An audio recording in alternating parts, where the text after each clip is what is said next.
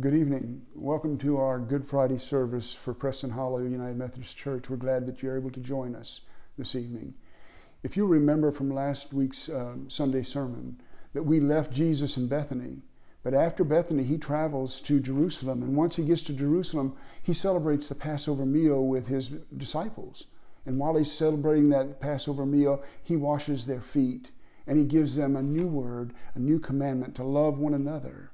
Then he asks them if they will go with him to pray. Now remember, they're in the city of Jerusalem, and they go with him across the Kidron Valley over to the Garden of Gethsemane to pray. And while they're there praying, they begin to fall asleep. Jesus keeps checking on them, and they keep falling asleep. They're not quite reliable like you would hope that they would be. And then in the midst of all of this, soldiers come with Judas at the helm. Judas kisses Jesus and betrays him to the Roman soldiers. And they take him and they bind him. And then they take him off to the chief priests, and they take him to talk to Pilate, and then on through the rest of the Passion story, part of which I want to read to you tonight. It comes from the Gospel of John, chapter 19. It's verses 1 through 42.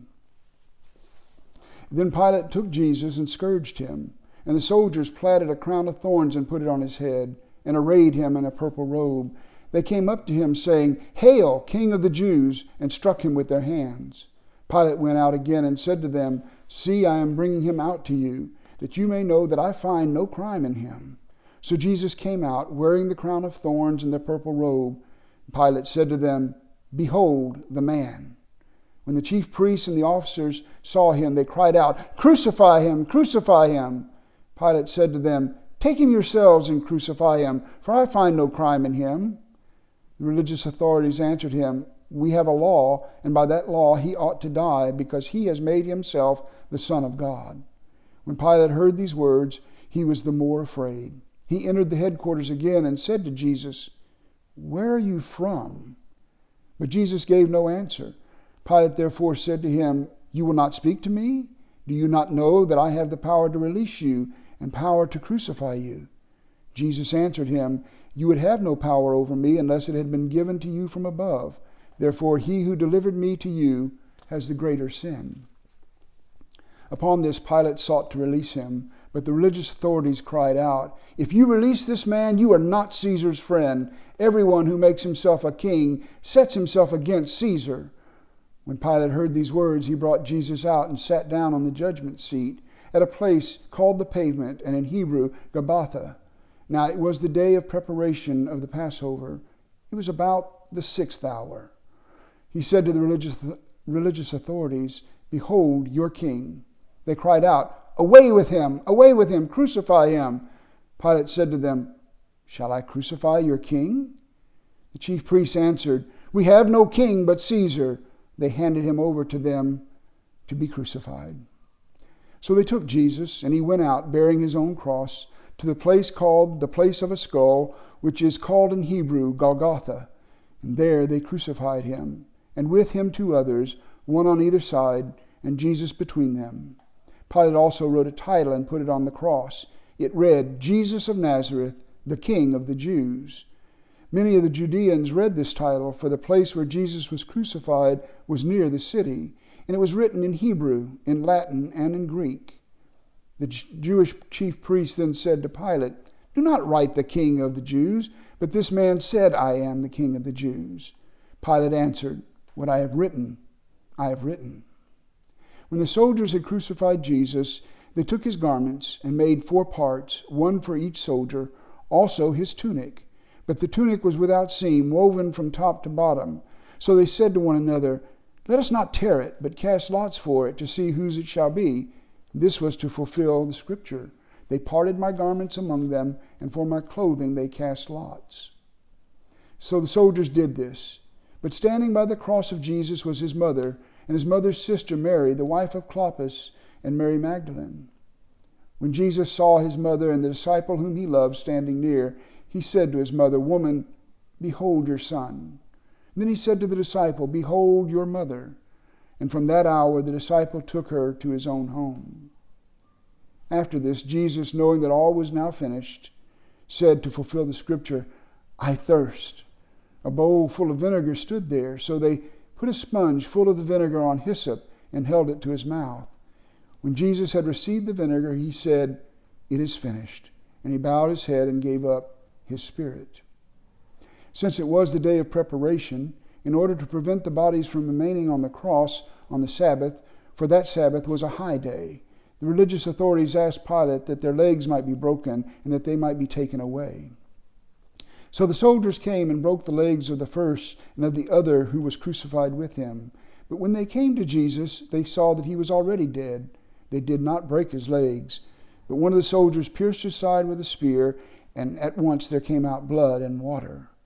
He who saw it has borne witness. His testimony is true, and he knows that he tells the truth, that you also may believe.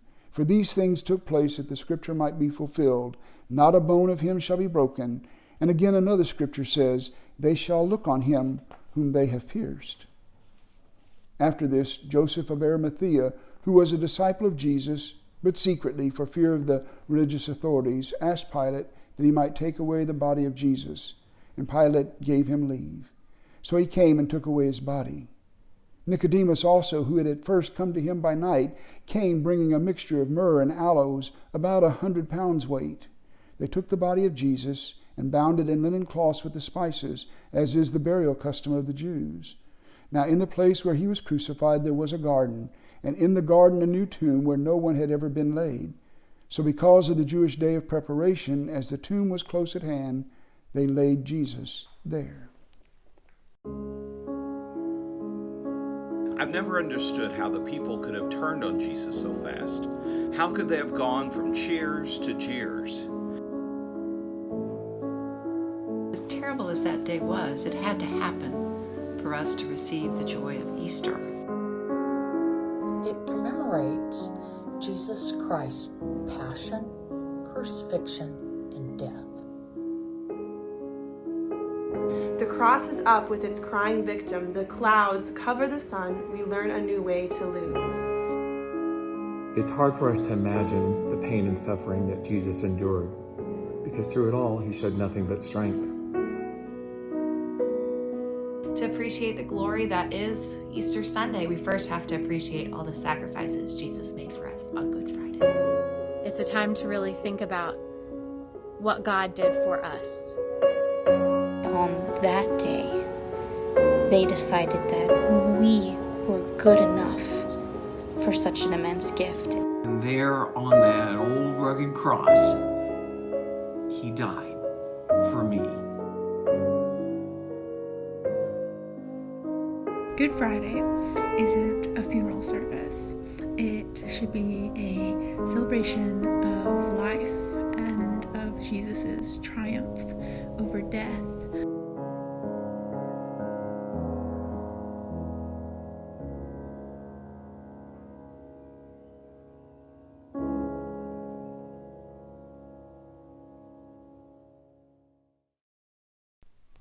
When I think about Good Friday, I can't help but to travel back in my mind to a time when I went to Jerusalem and actually saw some of these sights for myself. You know, when you see the city from afar, there's a New Jerusalem, and then there's the old walled city. And so you travel through the New Jerusalem and you come down a road and you look and you see this huge walled city. And it's stunning to see it first. Then as you get closer, you begin to see the Kidron Valley, which is in front of the walled city. And across there, up a mountainside, is the Garden of Gethsemane. And I'm thinking to myself that Jesus walked from the old city, from the walled city, from the upper room with his disciples across the Kidron Valley all the way to the Garden of Gethsemane just to pray. Friends, that's a long, difficult, arduous trek, I assure you. So he gets to the Garden of Gethsemane and he prays. And when you're there at the garden, you see all of these olive trees that are thousands of years old, telling us that they were there the night that Jesus prayed in the garden. It's quite moving in and of itself. And then when you go into the walled city and you walk the Via Dolorosa, which is the walk that Jesus took, carrying and dragging his cross in front of all of these shops down these narrow, winding streets, and there are places that mark every place where he fell. And you see these things. And then you get to this open space. It's in front of the Church of the Holy Sepulchre. And in Jesus' time, this would have been outside the walls of the church. And they open these huge, enormous doors, and they let you in a few pilgrims at a time. And the first thing you come to is a narrow, steep staircase that takes you to the top of this huge rock, which is believed to be where Jesus was crucified. And then you come back down that narrow staircase one at a time, and there at the foot of that rock is a huge slab. And you'll see pilgrims prostrating themselves on that slab. That's what was thought to be the slab where they took and laid Jesus' body after they took it off of the cross. And they began to bind the body up right there.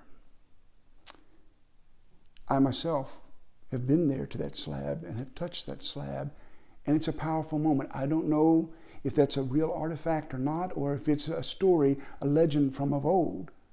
But you feel the power of all the pilgrims that want to come and be in the place where Jesus died. And so all those images flood my mind on Good Friday. But more than that flood of images is a flood of emotions. I cannot come to the time of 3 o'clock in the afternoon without thinking that that was the time when Jesus was crucified. That's when he actually died. You know, the Jews counted time from 6 o'clock in the morning until the night fell. And so at the sixth hour, which would have been 12 o'clock, was when they led Jesus out to be crucified. And then at the 9th hour, when he gave up his spirit, that would have been 3 o'clock in the afternoon. And so, as I said, there's a lot of flood of emotions that come. And the first one that I can think of is sadness. That anyone, much less Jesus, would have to endure the torture that he endured and the indignity of hanging on a cross and the pain of going through that excruciating death. And then there's the sense of fear that comes on me, thinking that if that could happen to Jesus, what will my own death be like? And then the emotion of shame, knowing all of the times that I have fallen short, all of the times that I've abandoned Jesus, all of the times that I've betrayed him, all of the times that I have sinned. And then finally, beyond all of those emotions, the overarching emotion is gratitude that Jesus would die for me. Now I want you to hear, as Cody sings, "Were you there?" And ask yourself, were you there when they crucified my Lord?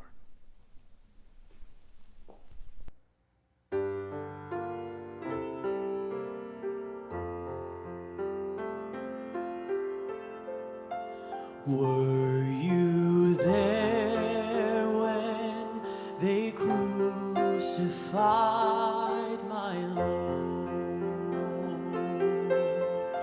Were you there when they crucified my Lord?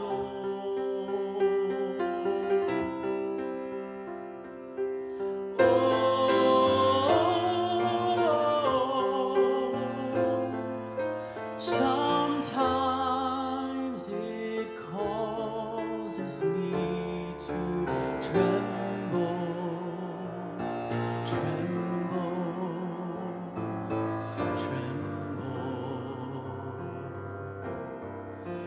Were you there when they crucified my Lord?